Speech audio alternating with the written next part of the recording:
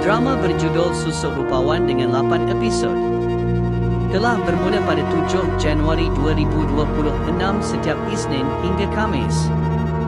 Jam 10 malam di TV3. Boleh stream ditonton. Skrip oleh Rizano. Arahan Amor Rizan diterbitan oleh Global Station Sendirian Berhad. Dibarisi pelakon seperti Cahaya Nilam sebagai Dewi dan Nazima, Adam Lee sebagai Zakri, Darian Eldra sebagai Fadil, Shah Reza sebagai Halim, Watir Sadari sebagai Mala.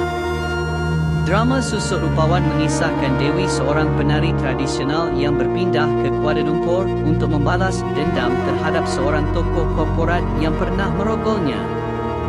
Dewi telah mula berpindah ke rumah tokoh korporat. Bagaimanakah Dewi dapat berpindah ke rumah yang dihuni oleh tokoh korporat itu? Jangan lupa menonton drama Susuk Rupawan yang pasti mendebarkan.